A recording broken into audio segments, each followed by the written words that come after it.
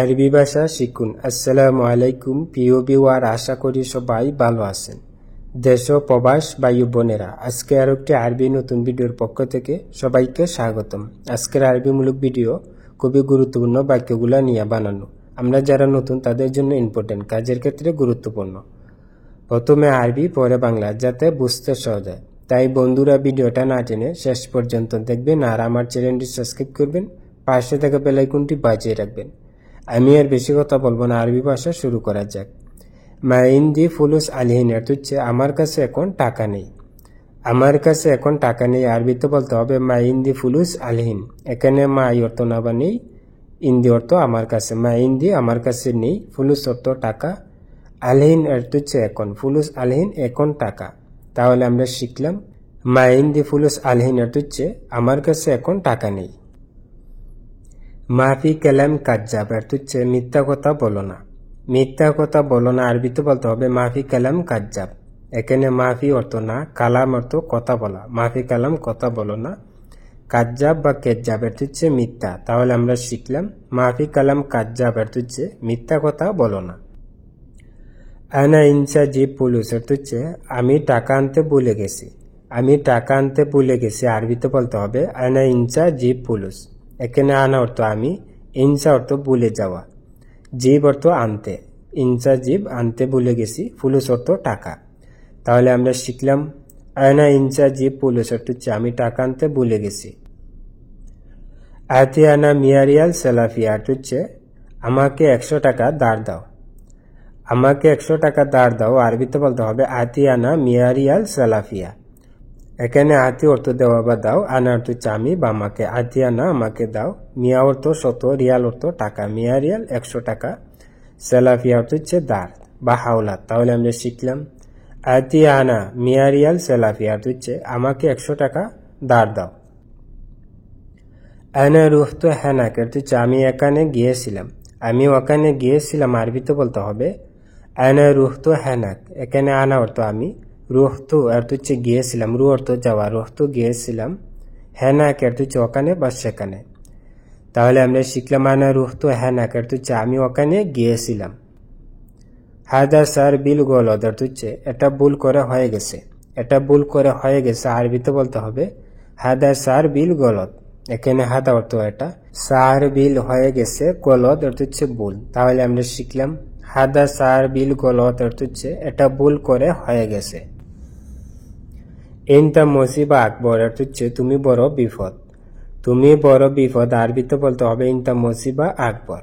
এখানে ইনতা অর্থ তুমি, মুসিবা অর্থ বিপদ, আকবর অর্থ বড় বা কাবির অর্থ হচ্ছে বড়। তাহলে আমরা শিখলাম ইনতা মুসিবা আকবর অর্থ হচ্ছে তুমি বড় বিপদ। ইনতা কেতির গুল অর্থ হচ্ছে তুমি অনেক বলো।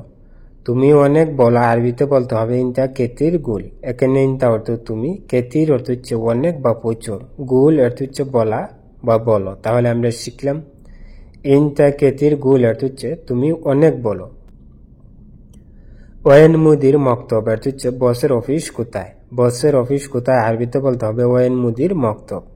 এখানে ওয়েন অর্থ কোথায়, মুদির অর্থ বস বা ম্যানেজার, মক্তব অর্থ অফিস। তাহলে আমরা শিখলাম ওয়েন মুদির মক্তব অর্থ হচ্ছে বসের অফিস কোথায়।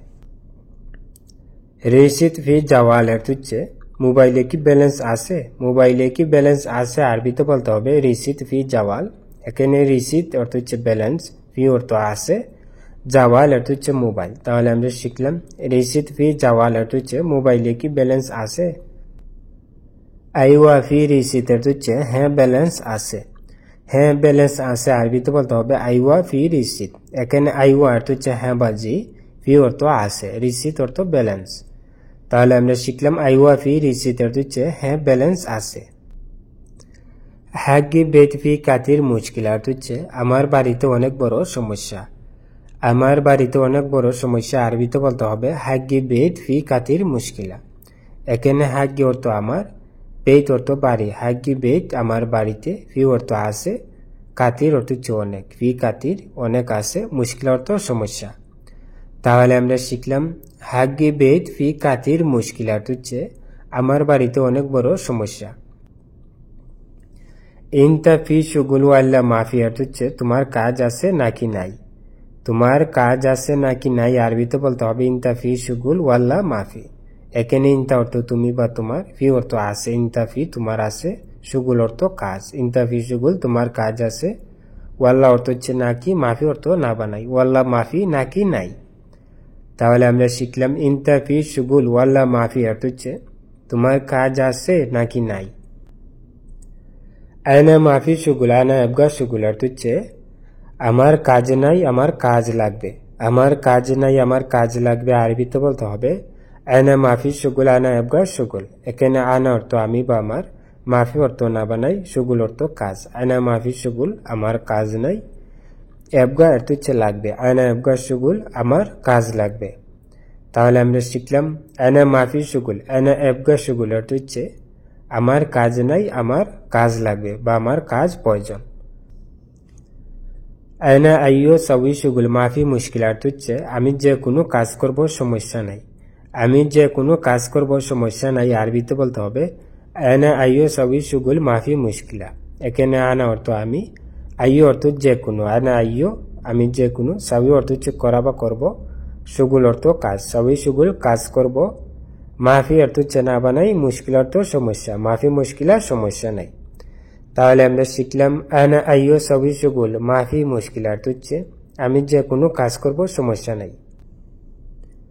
ইনতা নফর আলী বাবা শুগুল অর্থ হচ্ছে তুমি কাজে ফাঁকিবাজ। তুমি কাজে ফাঁকিবাজ আরবিতে বলতে হবে ইনতা নফর আলী বাবা শুগুল। এখানে ইনতা অর্থ তুমি, নফর অর্থ হচ্ছে লোক, ইনতা নফর তুমি লোক, আলী বাবা অর্থ হচ্ছে কামচোর বা ফাঁকিবাজ বা বাটপার, শুগুল অর্থ কাজ। আলী বাবা শুগুল কাজে বাটফার বা কাজ চোর। তাহলে আমরা শিখলাম ইনতা নফর আলী বাবা শুগুল অর্থ হচ্ছে তুমি কাজে ফাঁকিবাজ। ইনতা আলাতুল সাউই শুগুল তাকির অর্থ হচ্ছে তুমি সব সময় কাজে দেরি করো। তুমি সব সময় কাজে দেরি করো আরবিতে বলতে হবে ইনতা আলাতুল সাউই শুগুল তাকির। এখানে ইনতা অর্থ তুমি, আলাতুল অর্থ হচ্ছে সব সময়, ইনতা আলাতুল তুমি সব সময়, সাউই অর্থ করা, শুগুল অর্থ কাজ, সাউই শুগুল কাজ করো, তাকির অর্থ দেরি। তাহলে আমরা শিখলাম ইনতা আলাতুল সাউই শুগুল তাকির অর্থ হচ্ছে তুমি সব সময় কাজে দেরি করো। ইনতা লেশ ইজি তাকির অর্থ হচ্ছে তুমি দেরিতে আসলে কেন।